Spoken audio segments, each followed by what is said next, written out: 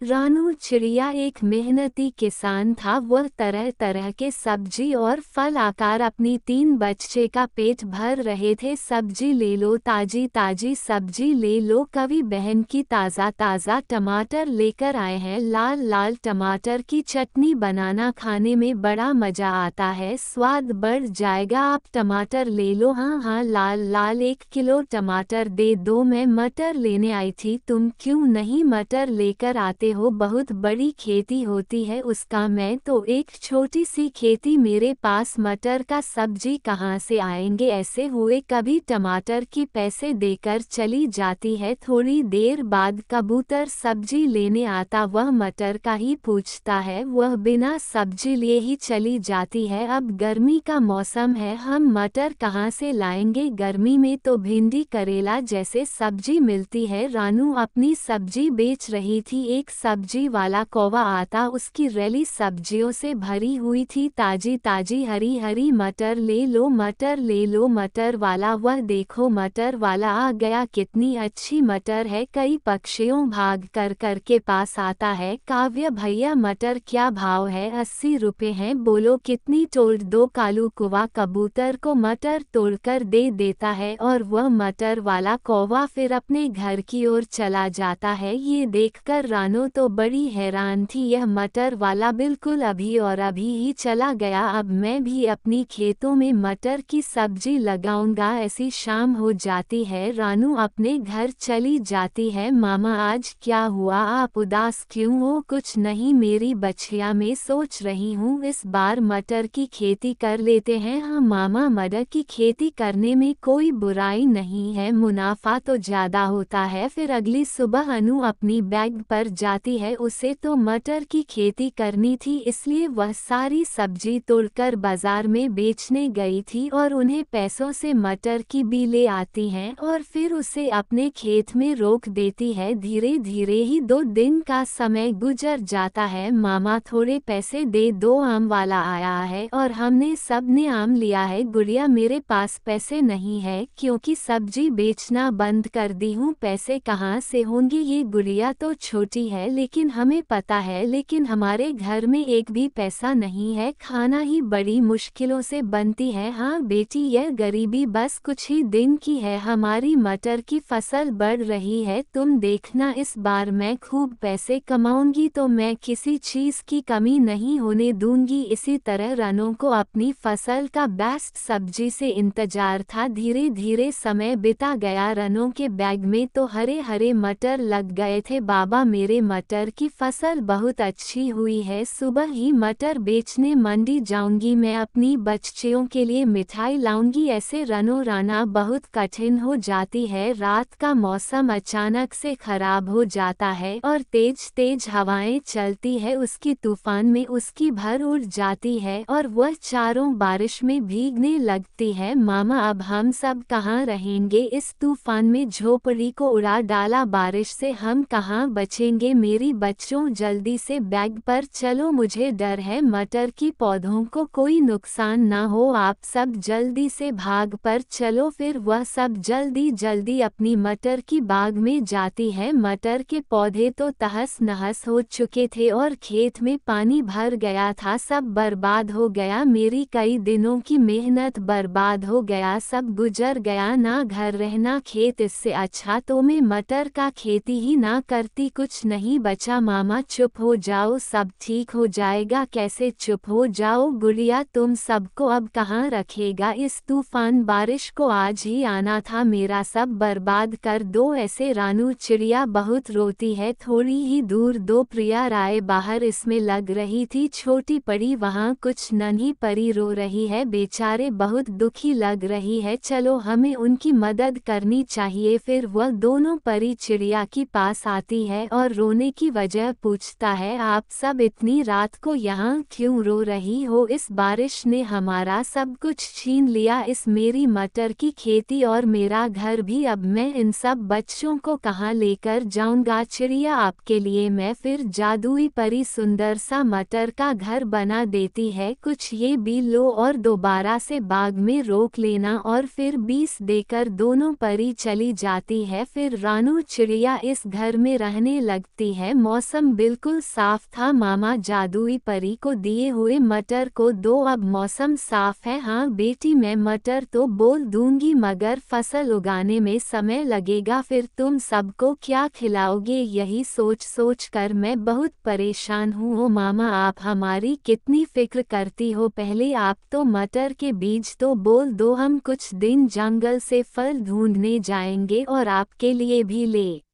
आएंगे। फिर रनो की तीनों बेटियां फल खाने चली जाती है। उनके लौटने तक रनो सारी फसल मटर बीज बो देते हैं। तीनों बेटियां फल लेकर वापस आ गई थी। देखो मामा, हम आपके लिए आम लेकर आए हैं। आपको ये रसीले आम कहाँ से मिले? मुझे तो कहीं नहीं मिलते हैं। मिट्ठू तोता से मांग कर लाए हैं। आगे से हम लोग काफ़ी सारे आम लेकर आएंगे, हम वही लेकर खाएंगे। हमें उत्तर भी नहीं। चिड़िया खुशी खुशी आम खाती। जब वह अपने बैग को देखते हैं तो उसकी आंखें खुली ही रह जाती, क्योंकि वहां तो मटर की हरी भरी फसल ग गई थी। मामा, चिड़िया तो देखते ही रह जाती है। ये कमल परियों की जादुई बीज की है। वो कितनी अच्छी थी। रहने को घर बनाया और फसल के लिए जादुई बीज दिया। अब आपकी मटर बेचने का सपना पूरा होगा। हाँ बेटी, अब मेरी मटर बेचने की सपना पूरा होगा। चलो हम जल्दी जल्दी से मटर तोड़ते हैं। फिर वह चारों जल्दी जल्दी मटर तोड़ने लगती है और चिड़िया बाजार जाकर भेज देता है। रानू चिड़िया की हरी हरी मटर पक्षी तो खींची चली आती है। अरे वह चिड़िया, आपकी क्या बात है? अब तो आप भी ताज़ी ताज़ी मटर लेकर आई हो। मुझे 1 किलो मटर दे दो, आपसे मैं मटर ही लेकर आया करूँगी, आप लेते रहना। ऐसे थोड़ी ही देर में रनों की काफ़ी सारी मटर बिक जाती है। रानू चिड़िया तो खुशी खुशी अपनी मटर बेच रही थी। वह मन ही मन परियों का धन्यवाद करती है। तो प्यारे दोस्तों, ये कहानी आपको कैसी लगी? अच्छी लगे तो चैनल को सब्सक्राइब करना ना भूले।